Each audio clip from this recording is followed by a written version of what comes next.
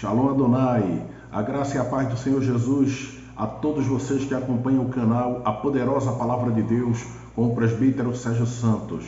Para mim é muita alegria, é muito entusiasmo que estou aqui com você para juntos nos enchermos da graça, da bondade e do favor do Senhor. Convido você a abrir rapidamente a Santa Palavra do dia de hoje, em 1 Samuel capítulo 1. 1 Samuel capítulo 1, do versículo 1 ao versículo 28, fala de uma mulher chamada Ana. Essa mulher era estéril e a sua rival, como fala a Bíblia, chamada Penina, a humilhava, constrangia ela diariamente. Mas nós vamos ver que Ana, ela enfrentou a afronta sem brigar. Vamos ver também que Ana, ela teve atitude perante o Senhor. E vamos ver também qual a ação de Ana perante a bênção concedida pelo Senhor. O tema de hoje, como fala 1 Samuel, nós leremos do capítulo 1 de 1 Samuel, o versículo 26 a 28, que tem como tema a fidelidade de Deus para seu povo. Assim como Deus foi fiel com sua filha Ana, seu marido Elcana, ele continua o mesmo, ele é fiel para comigo e para contigo. Então vamos juntos ler o finalzinho e eu explicarei rapidamente o contexto. 1 Samuel, capítulo 1, versículo 26 ao 28, que diz assim: E disse Ana: Ah, meu Senhor, tão certo como vives, eu sou aquela mulher que aqui esteve contigo orando ao Senhor. Por este menino orava eu, disse Ana, e o Senhor me concedeu a petição que eu lhe fizera. Versículo 28, 1 Samuel 1, 28. Pelo que também o trago como devolvido ao Senhor, por todos os dias que viver, pois do Senhor o pedi, e eles adoraram ali ao Senhor. Oremos. Senhor meu Deus, santo, majestoso, alegres estamos agora pela tua palavra. Palavra essa que aviva a nossa alma, nos coloca para cima e nos mostra a direção a seguir. Desde já te agradecemos. Amém.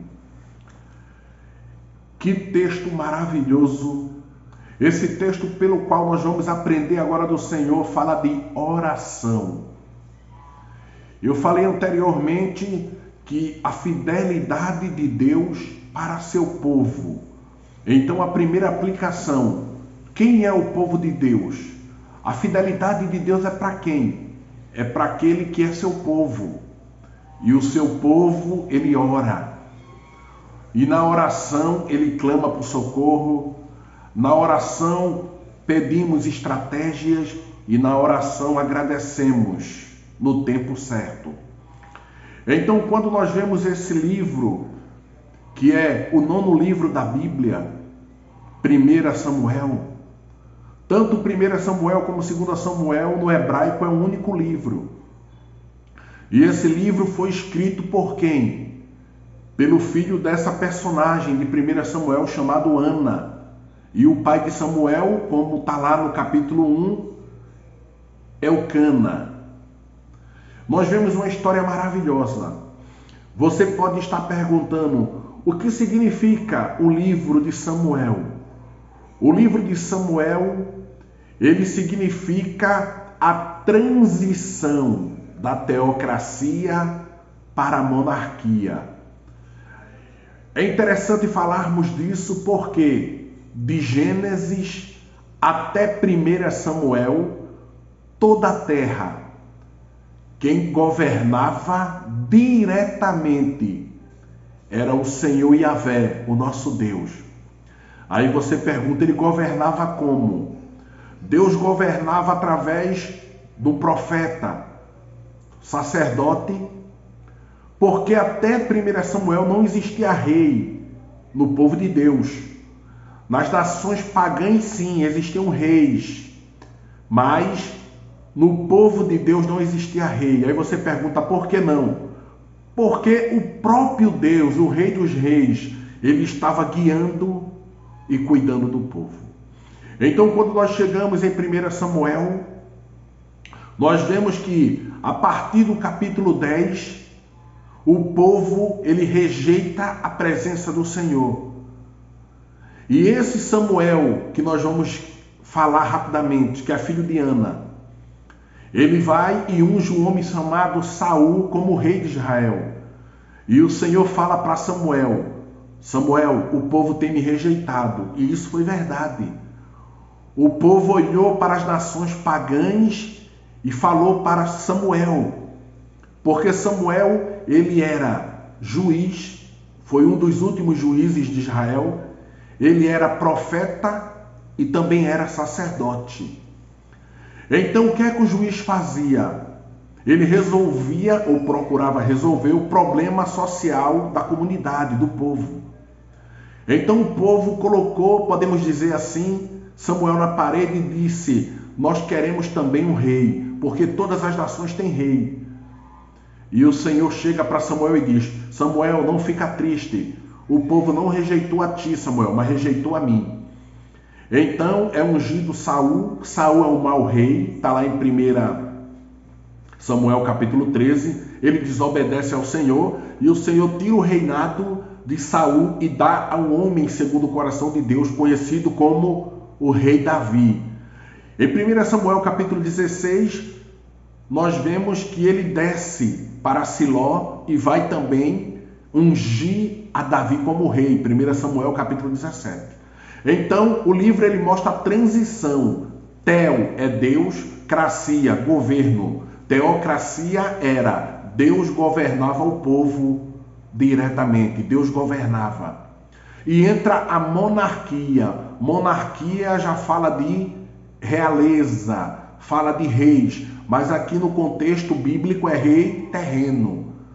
Entra Saul, primeiro rei, até chegar hoje o Rei dos Reis, que é Jesus, que voltará para buscar sua igreja e depois da grande tribulação reinará com sua igreja aqui na terra por 1000 anos.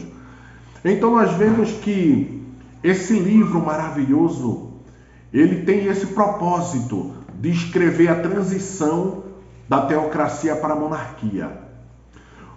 Vamos agora, abra comigo, 1 Samuel capítulo 1. Quando nós abrimos 1 Samuel capítulo 1, fala de um homem chamado Elcana. Ele era um homem justo, como fala aqui Samuel 1, versículo 1, e ele era da tribo de Efraim. E ele tinha 2 esposas. Aí você hoje no Brasil, na América do Sul, América do Norte, na Europa, na Ásia, onde você estiver agora, você pode perguntar, então na Bíblia os homens tinham 2 mulheres? Calma, não é por aí, mas vamos explicar com calma. Quando nós abrimos Gênesis capítulo 2, versículo 24, Deus ordena a instituição da família. Portanto, o homem sairá da casa do pai e da sua mãe, apegar-se-á à sua esposa e serão ambos uma só carne. Quando nós chegamos aqui em Samuel, 1 Samuel capítulo 1, esse homem chamado Elcana, da tribo de Efraim, ele tinha 2 mulheres. Aí vocês perguntam, por quê? Porque naquele tempo, na cultura lá do Oriente Médio, na cultura hebraica, não tinha o que nós temos hoje, INSS, que vai sustentar as viúvas e os órfãos com pensão ou aposentadoria. Lá era diferente. Se o marido viesse a morrer na guerra, e se ela não tivesse filhos, consequentemente, provavelmente a mulher iria mendigar ou iria se prostituir ou padecer necessidade. Então o povo de Israel adotou a lei de Hammurabi. Aí você pergunta, o que é a lei de Hammurabi? A lei do Hammurabi fala de Hammurabi, que foi um rei acadiano, ou seja, que governou por muito tempo, e arqueologicamente foi achado um código de lei. Ou seja, esse código de lei achado tinha todas as leis. E essas leis eram baseadas na lei de Talião. Aí você pergunta o que é a lei de Talião? A lei de Talião é olho por olho, dente por dente. Significa dizer que qualquer crime acontecido, o réu, o culpado, ele pagaria semelhantemente ao crime que ele cometeu. Por isso chama olho por olho, dente por dente. E na lei de Hammurabi, o que é que diz? Fala que se o marido se casar com sua esposa e essa for estéril, não tiver capacidade de gerar filhos, é concedido ao homem casar com a segunda esposa. Aí você pergunta por quê? Para que o nome dele não se apagasse na terra, para que a sua descendência continuasse. Então, quando nós chegamos aqui em 1 Samuel, esse homem da tribo de Efraim, chamado Elcana, ele era casado com duas. A primeira era Ana, e ele amava Ana. A segunda era Penina. Ou seja, a primeira mulher era Ana, só que Ana, como vocês conhecem o texto, 1 Samuel, ela era estéril.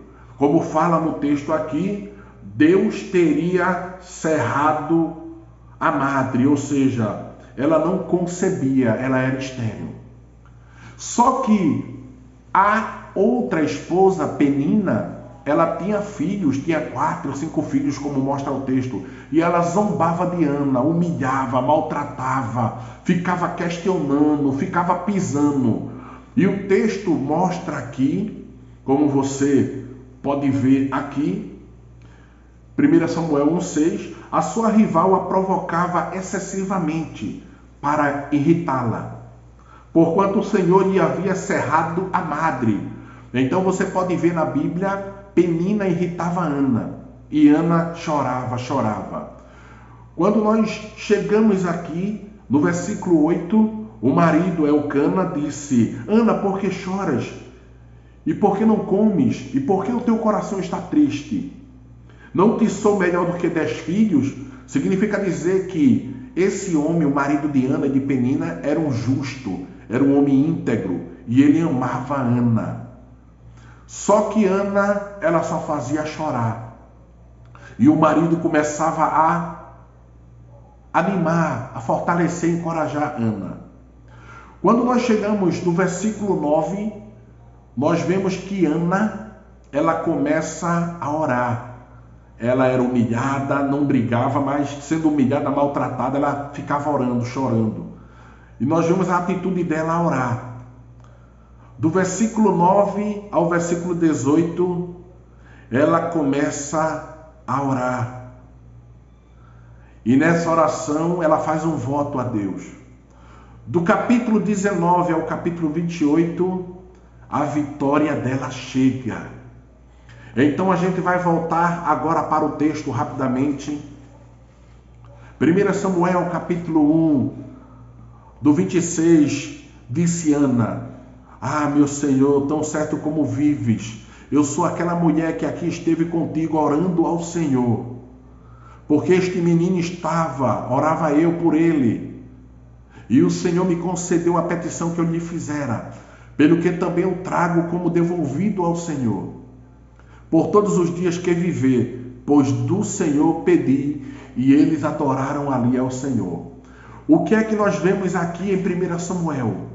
Nós vemos aqui, para você entender o que é que a palavra está dizendo, do versículo 1 até o versículo 28 de 1 Samuel, fala de Ana, que era maltratada pela sua rival, pela outra esposa do seu marido, Elcana.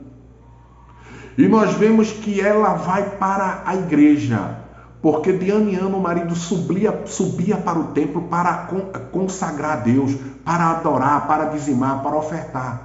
E quando ela chega lá, ela começa a adorar. Ela começa a orar, só os lábios dela se mexiam. E o profeta Eli não teve o discernimento de perceber que ela era uma mulher amargurada. Ele só focou no exterior, os lábios se mexendo, porém som nenhum saía da boca. Então o sumo sacerdote chega perante Ana e diz: por que não aparta de ti essa bebida, esse vinho? E ela repreende e diz: não, meu senhor, eu não bebo vinho nem bebida forte alguma. Eu estou aqui angustiada, amargurada, porque eu sou estéril, eu não sou mãe, eu quero tanto ter um filho, e mesmo assim, e eu estou aqui clamando, me derramando aos pés do Senhor. E Eli, o sumo sacerdote, ele diz: que o Senhor conceda conforme a tua petição, a tua oração, o teu pedido. E ela voltou para casa, alegre, porque estava na igreja. E o profeta, o sumo sacerdote, deixou essa palavra tremenda: que o Senhor te conceda a tua petição. E ela voltou animada, com fé. E a palavra fala, quando nós olhamos aqui, a partir do versículo 19, que quando eles chegaram em casa a Ramá, Elcana, que é o marido de Ana, coabitou com Ana, sua mulher, e lembrou-se dela o Senhor.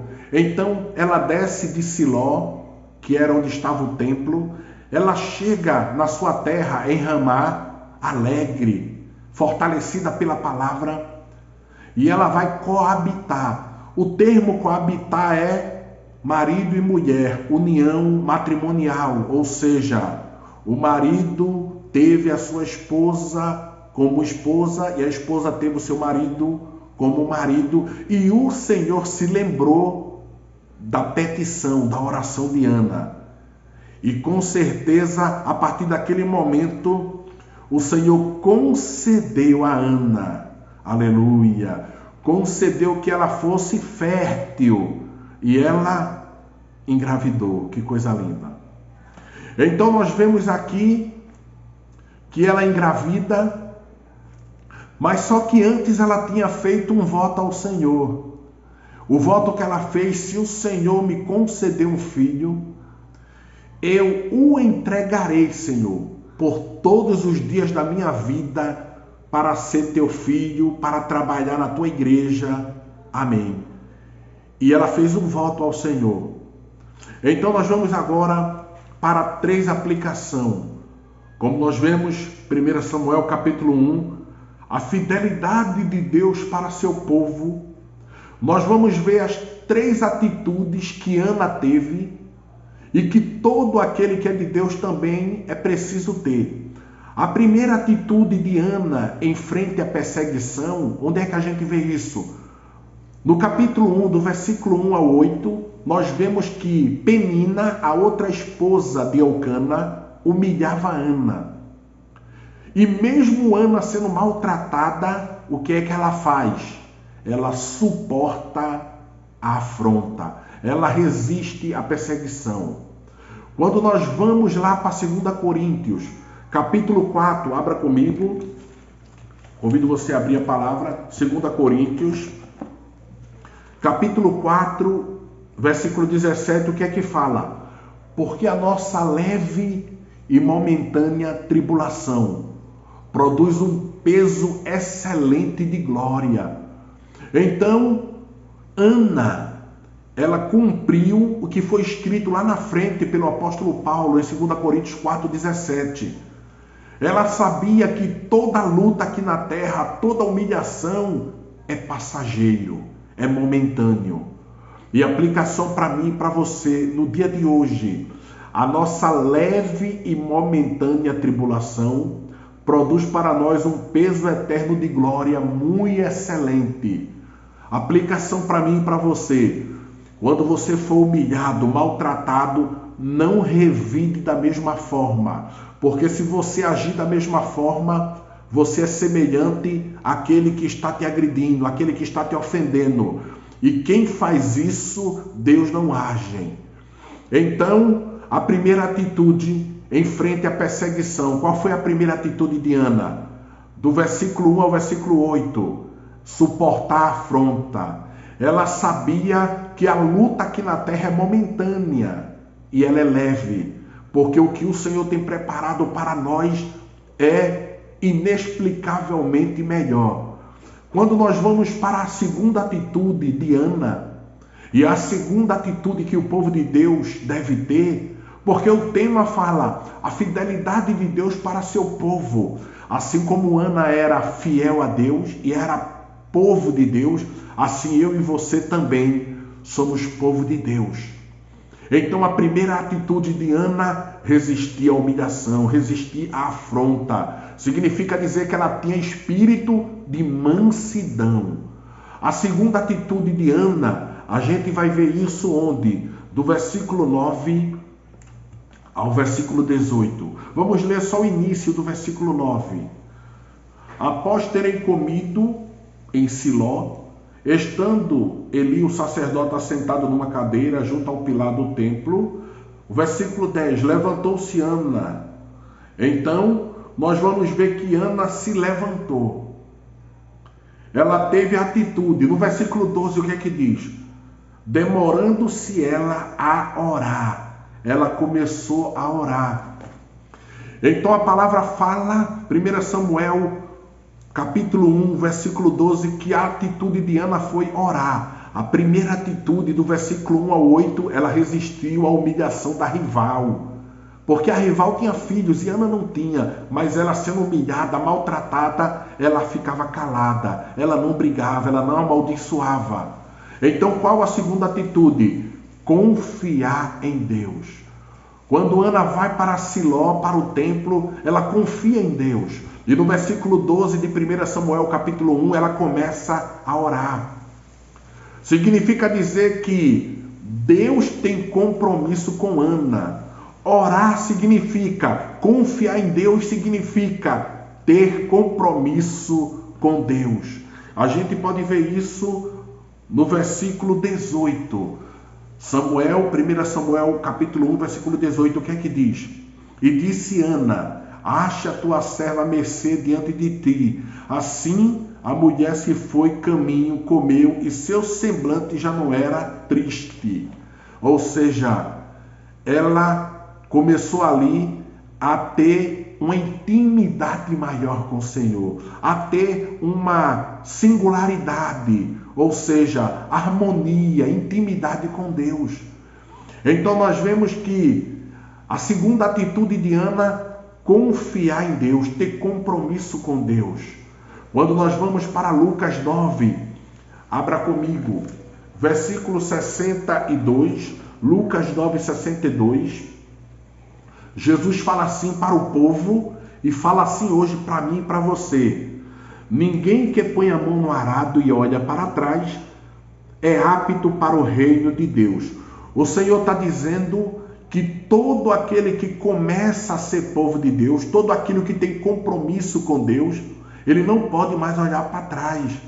Ele não pode mais se arrepender e voltar para o lamaçal do pecado. Até porque, se você abrir também, abra agora depois de Provérbios, Eclesiastes, vamos abrir, capítulo 5, versículo 4, abra comigo. Eclesiastes, capítulo 5, versículo 4, fala uma coisa que Ana fez. Ana, ela fez um voto com Deus. E quando nós chegamos em Eclesiastes 5,4, o Senhor fala assim: se fizeres um voto a Deus, não tarde em cumpri-lo. Ana tinha prometido que se o Senhor abrisse a madre e concedesse um filho, ela entregaria o filho para estar com o Senhor todos os dias no templo. Então, quem tem compromisso com Deus, honra as normas, as diretrizes, os horários, aplicação para mim e para você. Se você tem compromisso com Deus, então honre os horários, honre o momento de oração, honre o momento de leitura da Bíblia. Muitas vezes nós estamos mais honrando aquilo que não é proveitoso. Honramos mais estar nos bate-papos pelas calçadas. Honramos mais, muitas vezes, estarmos nos meios de comunicação em massa, no WhatsApp, no Instagram, no Kawaii, no YouTube, assistindo coisas que não edificam. Mas Ana era diferente. Ana, ela cumpriu o voto. Então nós vemos que a fidelidade de Deus para com seu povo, para com Ana, 1 Samuel. Ana era estéril e o Senhor abre a sua madre. O Senhor abençoa Ana e ela tem um filho chamado Samuel. Então, nós vemos que Ana, ela teve a terceira atitude. A terceira atitude de Ana foi gratidão a Deus. Quantas vezes você tem orado, você tem ido na igreja, você tem ajudado o próximo, e quando o Senhor concede aquela tua petição, aquele teu pedido, você vira as costas para Deus. Mas o Senhor, Ele não esquece. O Senhor, Ele está contemplando todas as coisas. Mas com Ana e com o povo de Deus é diferente. A terceira atitude de Ana foi gratidão a Deus. Quando nós lemos do versículo 19 a 28, nós vemos que Ana, ela disse ao marido, o marido foi para Siló, saiu de Ramá para Siló, e ela disse, eu só vou quando eu desmamar a criança. E quando eu desmamar o meu filho, Samuel, eu vou entregar e vou cumprir o meu compromisso, o meu voto. Então, do 19, nós vemos, a partir do versículo 24, acompanhe comigo, havendo Ana desmamado a criança, Samuel, levou consigo com um novilho de 3 anos, uma efa de farinha e um odre de vinho, e o apresentou à casa do Senhor, a Siló. Era um menino ainda muito criança. Então, Ana começa a sua gratidão. A gratidão de Ana é um exemplo para mim e para a tua vida. Se coloque você agora no lugar de Ana. Você é uma mãe, você é um pai, e vocês não têm filhos. E no momento quando vocês recebem do Senhor aquele filho tão esperado, tão desejado, imagina quando se aproxima o dia de você devolver ao Senhor. Porque Ana morava em um determinado lugar. E a casa do Senhor, onde iria ficar seu filho, era em outra localização geográfica, distante. Imagina você, aquela dor, você já apegado, aquela simbiose, consanguinidade, primeiro grau, parentesco. E mesmo assim, ela honrou o compromisso. Por quê? Porque o povo de Deus tem um coração grato.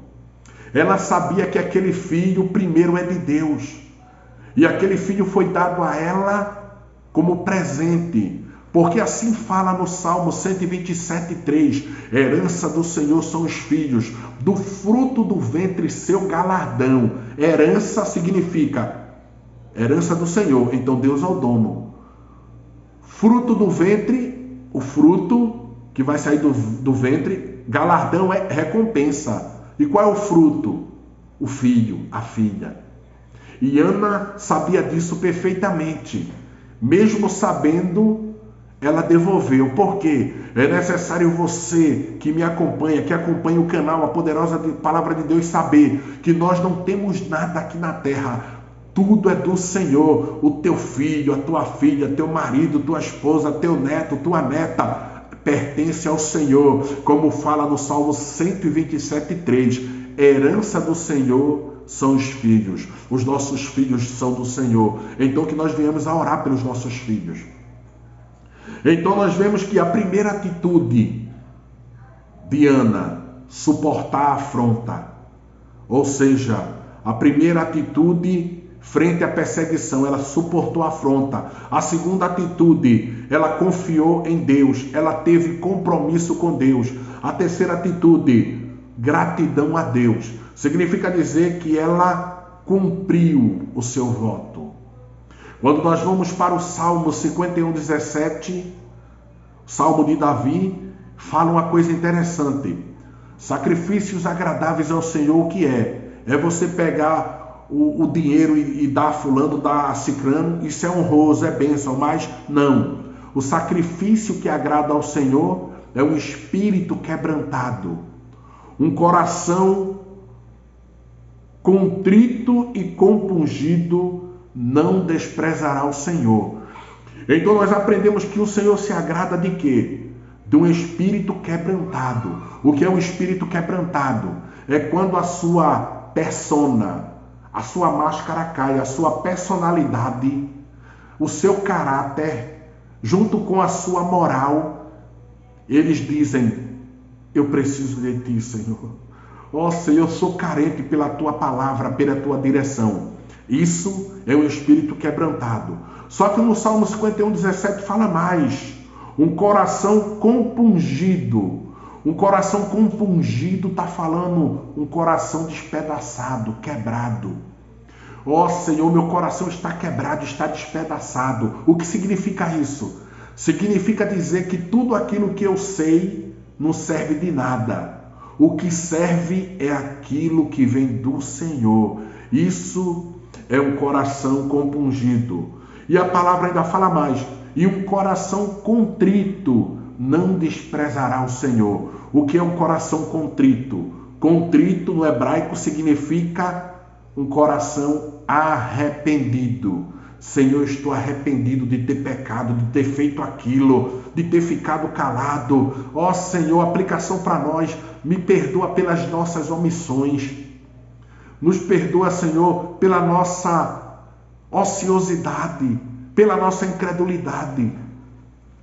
Então, para encerrar, Deus é fiel. A fidelidade de Deus para com Ana, para seu povo, para comigo e para contigo. Ou seja, 1 Samuel capítulo 1, versículo 28. Deus é fiel para com seu povo, porque o povo de Deus resiste à afronta, suporta a humilhação.